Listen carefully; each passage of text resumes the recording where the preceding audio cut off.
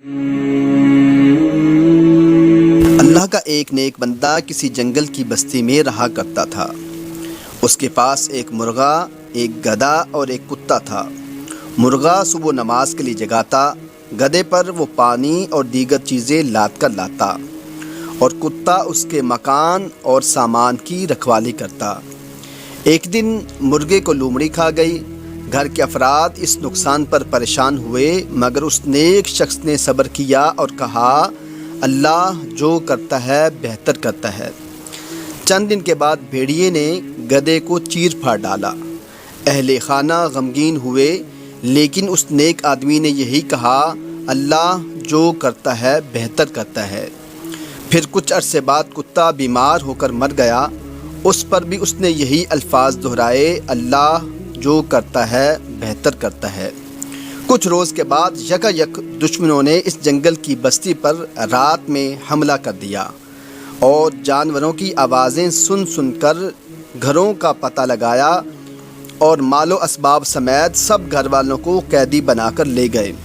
اس نیک شخص کے گھر میں کوئی جانور تھا ہی نہیں جو بولتا، لہٰذا دشمن کو اندھیرے میں اس کے مکان کا پتہ ہی نہ چل سکا، اور اس طرح وہ اس آنے والی اچانک مصیبت سے محفوظ رہا، اور یوں صبر کے ساتھ ساتھ اس کا یقین مزید مضبوط ہو گیا کہ اللہ جو کرتا ہے بہتر کرتا ہے۔ محترم ناظرین کرام، اس حکایت سے درس ملا کہ جب بھی کوئی بیماری، پریشانی، بے روزگاری وغیرہ آزمائش آ پڑے، ہمیں یہی سمجھنا اور کہنا چاہیے کہ اللہ جو کرتا ہے بہتر کرتا ہے، کیونکہ ہر مصیبت سے بڑی مصیبت ہوتی ہے۔ مثلاً گھر میں چوری ہو جائے تو اگرچہ مالی نقصان ہوا ہے، مگر یہی کہنا چاہیے کہ اللہ جو کرتا ہے بہتر کرتا ہے، کیونکہ اگر ڈاکو حملہ کرتے تو شاید مالی نقصان کے ساتھ ساتھ جانی نقصان بھی ہو جاتا۔